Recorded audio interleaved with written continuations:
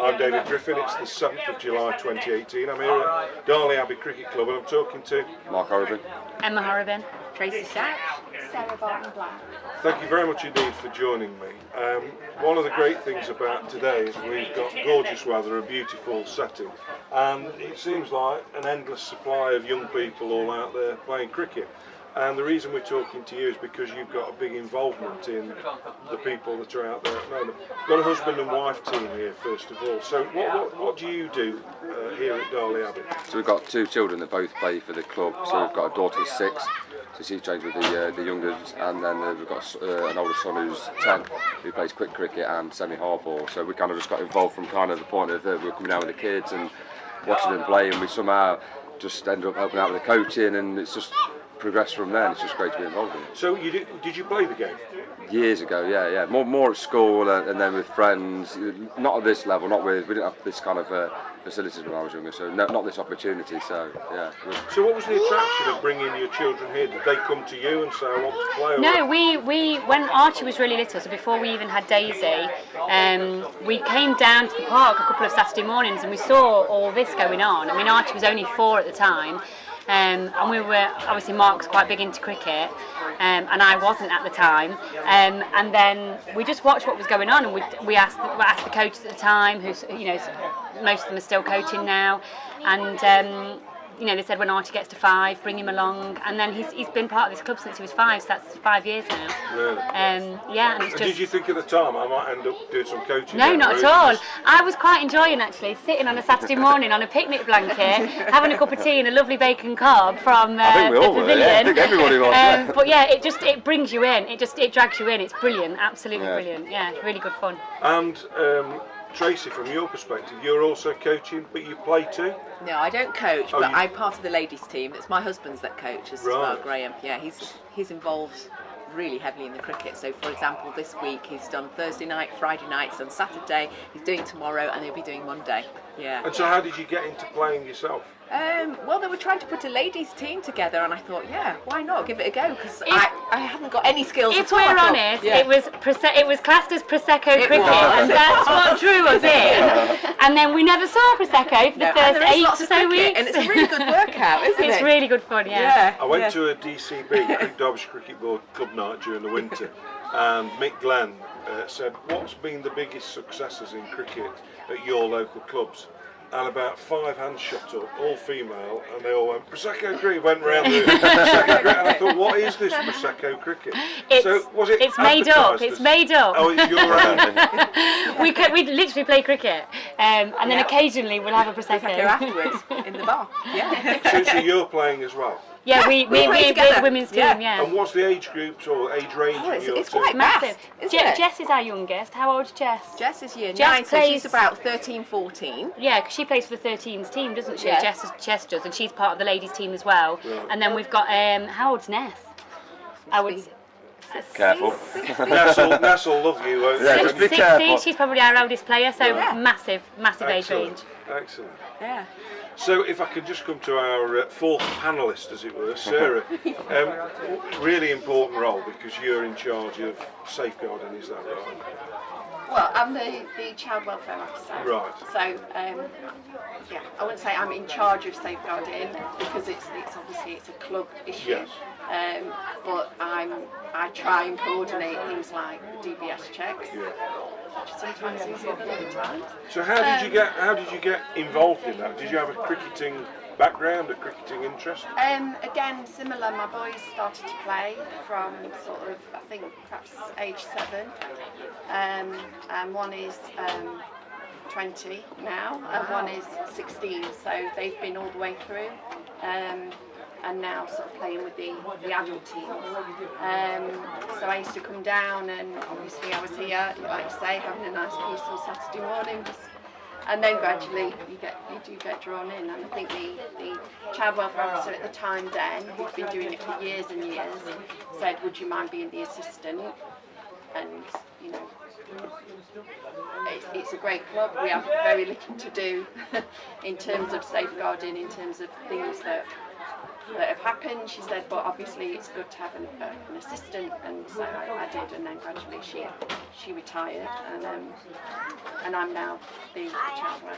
What are the challenges for you? Because one of the things, presumably, about a cricket club like this is you want that inclusivity, you want as many young people around, but presumably it can lead to issues. So what are the challenges from your perspective to safeguarding and welfare? I mean, sometimes just the documentation can be a little bit of a challenge, just because everyone's busy. Obviously, that's tightened up over the years, and it's also now on computer, so it's a lot easier than it was. The computer bit is only just coming in. We've only really got into that this year. So, I guess we have loads of volunteers, which is really good. Challenges, I think it's expecting people to do a bit more outside their normal job, and the commitment, as you've heard, it's a huge commitment anyway. And then you also try and then are asking them to do even more paperwork, you know, when they get home. I guess that's because, as I say, we're lucky, I guess. There's not been any incidents really that I've needed to get involved in. We would hope that if anything was, people are aware of who we are and who they come to, and it's not just about coming to me, it's about coming to the coaches, it's about everyone being approachable, I guess. It's whatever that might be, whether it's a manager being a bit too competitive with the children, or has everyone got sun cream on, or that sort of thing. The whole region. And has there been any poaching by Emma and Tracey to try and get you to come and join the Prosecco team? Sadly not. Oh, why not? They need to come down. They're obviously not aware of my cricketing background. We'll have you on our team then. Yes. Well, I suppose you could just have the Prosecco. I would be quite good at that bit. One of the things about women's cricket, of course, hugely in Derbyshire. Last year we had the Women's World Cup in Derbyshire, and at Derby it came to a lot of games. Is the game expanding here? Do you sense that the game is growing? Is there greater participation from females of all ages? I think so. I mean, just recently we've just recruited Jess, who joined the ladies' team, and she was really good. And then Graham said, well, I can have her in my under-13s boys' team. So just like that, So you've got so girls will play in the men's game. In the boys, yeah. And we get a lot of young girls coming. So myself and Mark, we coach the years 1 and 2s, and there's quite a lot of young. And they're good as well, aren't they? Some really good young girls. Yeah, absolutely. Yeah. And they love it. They just see it as exercise and a bit of fun. Because at that age, we play a lot of games, and they just absolutely love it. They just love it, and like you say, some of them are really talented. Capability-wise, just level pegging with the boys. So it's really good to see. But from your perspective, Mark, I don't understand why you're not playing really, because you're young and fit enough to be out there playing. Would you want to continue with coaching? Do you want to formalise your coaching? Yeah, I definitely want to continue with it. I just like being around the club and giving a bit back. So I'd see myself being down here for several years to come. My kids, I see them still playing cricket for years to come, and my wife's involved as well. I just like the whole ethos and the whole atmosphere of being around here. So definitely to be involved in the actual coaching as well makes you feel like you're giving a bit back. So and if I could formalise it a bit more, then maybe so. And what's the social life like? You've mentioned Prosecco's come out several times already in this interview. What's this club like as a place to just be a part of from a social perspective? It's a massive community around here. I think the club, it's more, everybody knows everyone. Yeah. So everybody kind of socialises anyway. You can't walk through the park without meeting somebody that you know, and there's such a real good community feeling about the place, and this just epitomises it as well, because you've got everybody down there, and the people who sat down on a Friday night while having a drink and chatting, and everybody's involved. And it's the whole area's got a really good community feel to it, and this is just a massive part of it as well. So. I think it's important that there aren't many sports where you can get that massive age range. Yeah. And so, you get 15, 16-year-olds playing against 54-year-olds, and the 54-year-olds are better batters than the 15-year-old, and they just learn and mentor them.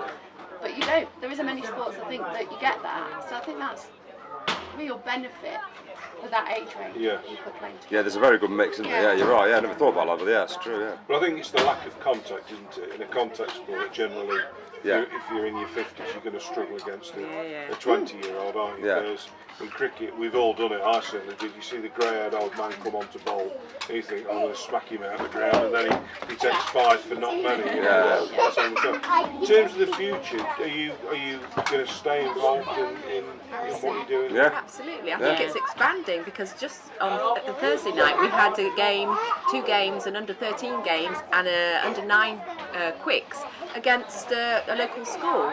So that was good really? fun. Yeah. Yeah, we played Old Vicarage School. Do you find that it's despite the challenges of life, because I'm thinking back to when I was your age, but certainly when I was the age of the kids out here, there was little else to do, whereas there seem to be so many other distractions now, aren't there? Do you find that you're still able to win people over with cricket? Yeah. Yeah, absolutely. Yeah, Yeah. yeah, absolutely. Yeah, definitely. If anything, this club we have to we have to when we register every year for the kids, we have to put a limit on how many kids are coming. We get like 130, 140 children signing up every summer to come and Is play. the limit because of Coaches. Because of number of coaches, yeah. We get such a vast amount of interest. It's unbelievable. It's brilliant, so absolutely brilliant. you're in the market for coaches? Yeah, we Yeah, are. definitely, So definitely, more coaches welcome. Yeah, Yeah, absolutely, yeah. definitely. Yeah.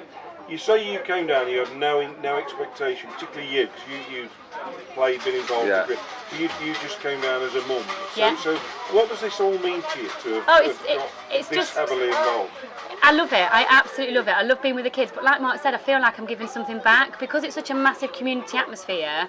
And you see all these people out here every single summer, you know, taking their own time. It's their own time they're dedicating to being with the kids. You feel like you should be giving something back. And I do now. I feel like I'm giving back to this community that gives so much to other children. I love it. It's wonderful, excellent sentiments there. It's a lovely place to have come to, and your enthusiasm shines through. And it's been an absolute pleasure, albeit briefly, to talk to you. But thank you, all 4 of you, and long may your work and happiness and prosecco. Thank you. Thank you, David. Thank you. Cheers.